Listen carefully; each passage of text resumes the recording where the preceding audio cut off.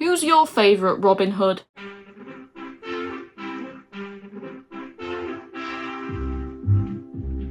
Robin Hood, riding through the glen. Robin Hood, with his band of men. Feared by the bad, loved by the good. Robin Hood.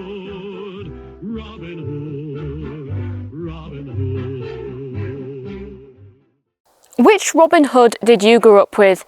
For me, it was a Disney film, but for you, it might have been Errol Flynn, Kevin Costner, Michael Praed, or Richard Green. Even in just a century, there's been countless different versions of Robin Hood. The topic of the real Robin Hood has puzzled historians for centuries. Every year there's a new theory about the historical existence of the legendary outlaw. But trying to pin down the character of Robin Hood to a real person in history is missing the point. Because what we love are the stories about Robin Hood, which have been built up through centuries of storytelling. What most people do when they search for the real Robin Hood is look for clues in the original ballads and try match them up to historical records. But this is putting the cart before the horse. It's taking the ballads at face value as accounts of real people instead of what they are, literary constructs. When we trace the history of Robin Hood, we find that for more than 500 years he's been a character who has been freely changed and adapted for the times. Robin Hood was a big part of my childhood. I loved the films, played with toy knights and castles. I even asked my mum to make me a Robin Hood costume. So this video is a culmination of childhood obsession and adult historical research. But first, what is the modern Robin Hood story? What are the elements which make up the core Robin Hood mythos which we know and love? And how many of these are truly original?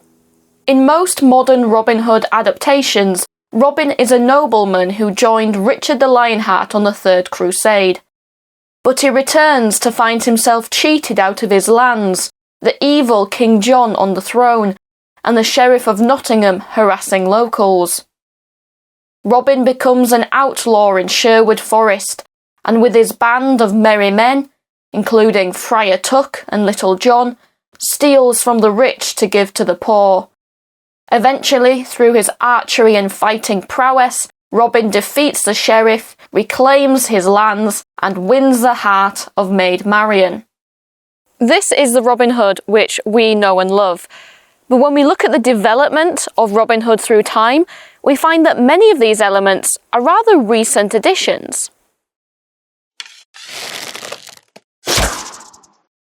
The earliest written reference to Robin Hood is from 1377 in the poem Piers Plowman. The poet writes, "I know the rhymes of Robin Hood," but doesn't say anything more. These rhymes have not survived, but the poet is clearly assuming that the audience would know them. This is important because a mention of songs about Robin Hood as early as 1377 effectively rules out any later origin. The earliest known chronicler to write about Robin was Andrew de Winton, who wrote in 1420 that Robin Hood was an outlaw active in 1283. In 1440, Walter Bower wrote that Robin Hood and Little John were part of Simon de Montfort's rebellion in 1264. Bower wrote, "Then from the disposed and banished arose the most famous cutthroat Robin Hood, and Little John with their accomplices, whom the foolish multitude are so extravagantly fond of celebrating in tragedy and comedy, and the ballads concerning whom, sung by jesters and minstrels, delight them beyond all others." But hang on, what's all this stuff about Simon de Montfort and 1264? Wasn't Robin Hood supposed to be around during the Crusades? The earliest written sources associate Robin Hood with Simon de Montfort's rebellion in 1264. But in most stories, Robin Hood joins Richard the Lionheart on the Third Crusade in 1189. That's 75 years earlier. Why is Robin Hood so often depicted as a crusader when the earliest accounts place him 75 years later? It's probably because writers felt it would make a much better story. The Crusades were a lot more exotic. You could cast Morgan Freeman. The first mention of Robin Hood as a crusader comes from the chronicler John Major, who wrote in 1521 that Robin was active during the reign of Richard the Lionheart. He wrote, "There flourished these most famous robbers, Robert Hood, an Englishman, and Little John, who lay in wait in the woods, but spoiled of their goods only those that were wealthy. The feats of this Robert are told in song all over Britain. He would allow no man to suffer injustice, nor would he spoil the poor, but rather enrich them from the plunder taken from abbots." This sounds a lot like the Robin Hood we know, but John Major provides no explanation for why Robin was active 75 years earlier than previously recorded. It's the equivalent of taking General Patton in 1940 and putting him in the American Civil War in 1865, and every subsequent film about the American Civil War featuring General Patton. Medieval writers divorced the character of Robin Hood from whatever real person he might have been based on, reshaping him for their own purposes. And everyone else followed in the great tradition of just repeating what someone else had said, so it became established fact that Robin Hood was in the Third Crusade. If we look at the earliest surviving ballad, A Guest of Robin Hood, composed from the 1450s onwards, things get even more complicated. The poem mentions a King Edward, so we know that it was set during the reign of either Edward I, II, or III. Much ink has been spilled over precisely which Edward, but for us it doesn't really matter.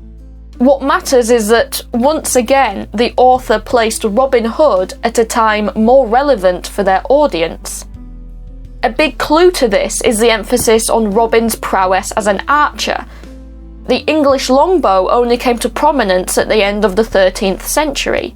It seems that, as England got a taste for the weapon that would make it famous, it sought a legendary figure who embodied the spirit of archery better than anyone else. So in the earliest written accounts, there is no agreement on when Robin Hood was alive. Talking about a historical Robin Hood becomes difficult when he exists at different points along a 300-year time span. And the next chapter of Robin Hood's development is the most significant.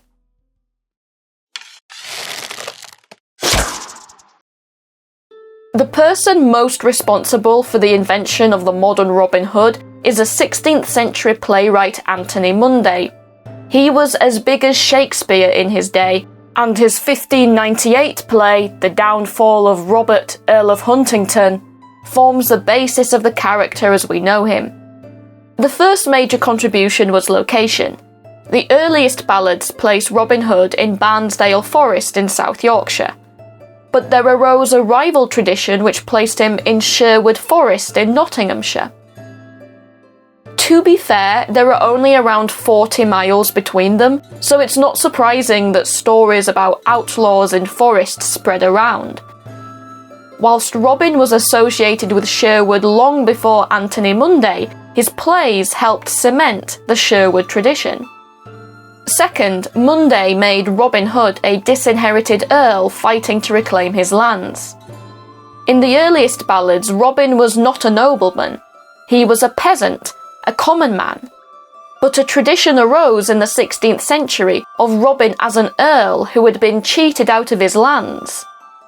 Maybe it made the story a more dramatic tale of revenge and justice.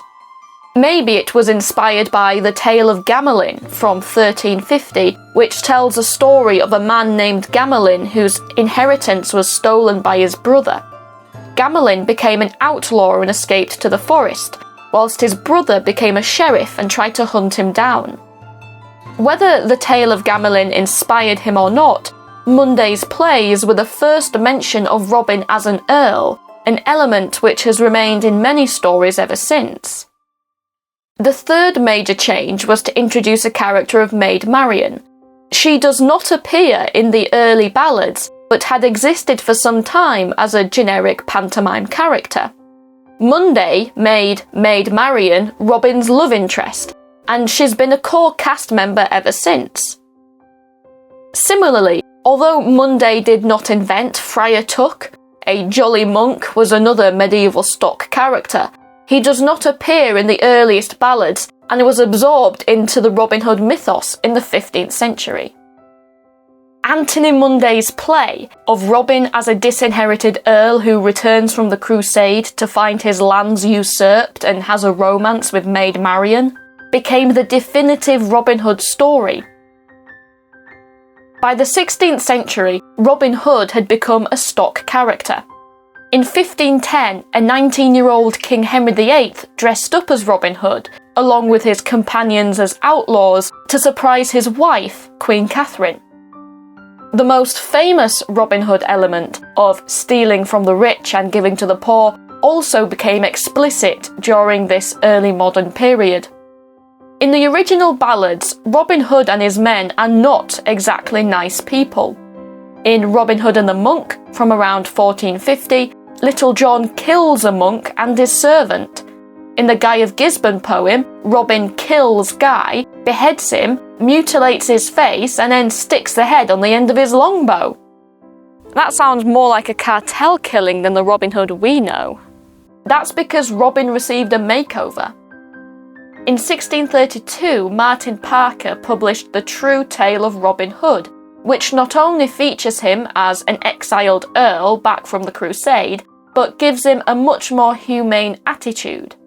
But Robin Hood so gentle was, and bore so brave a minder, if any in distress did pass, to them he was so kinder, that he would give and lend to them, to help them at their need. This made all poor men pray for him, and wish he well might speed. Similarly, in the earliest ballads, Robin is a devout Catholic. In A Guest of Robin Hood, he goes to 3 different masses in the same day and is devoted to the Virgin Mary. After the Protestant Reformation, this overly Catholic element was toned down, and with our modern secular age, Robin has often been stripped of any overly Christian identity, functioning more as a generic humanist hero. The most significant recent development is the addition of a Muslim character who accompanied Robin back from the crusade. This began with the 1984 Robin of Sherwood TV series and was echoed in the 1991 film Prince of Thieves. So when people say they found the real Robin Hood, I do have to wonder, which one? Because it's changed a lot through time.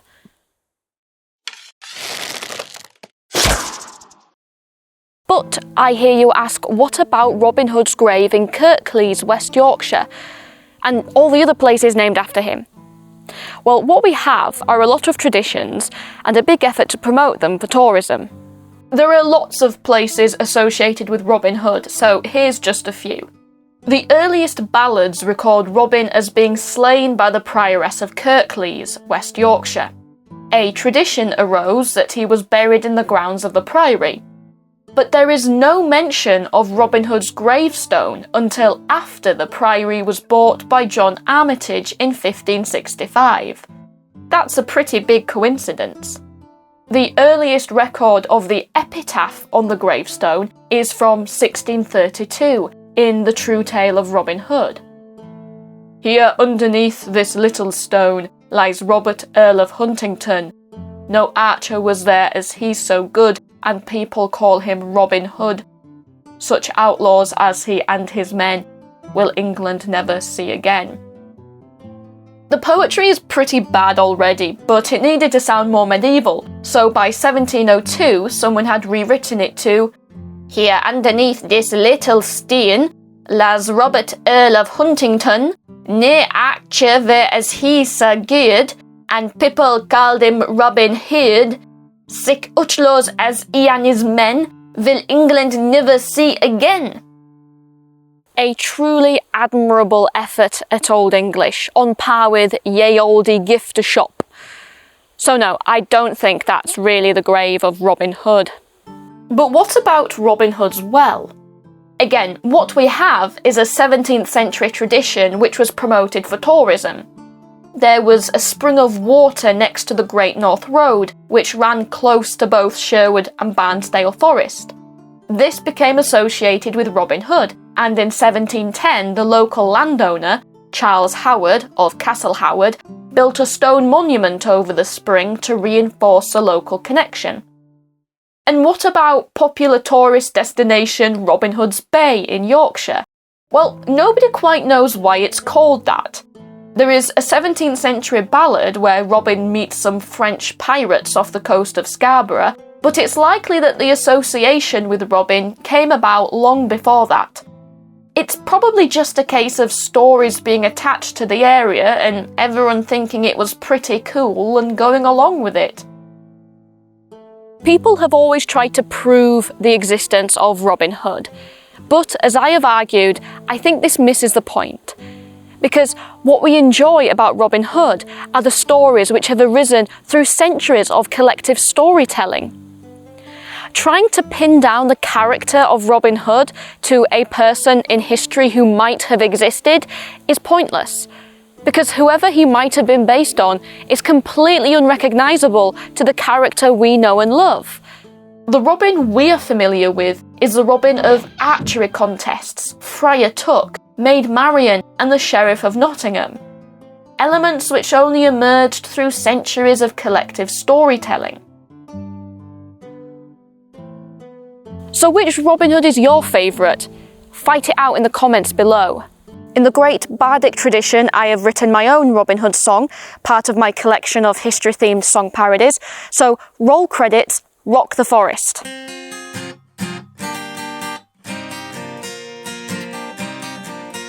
Now the sheriff told the guardsman, go get the outlaw prince.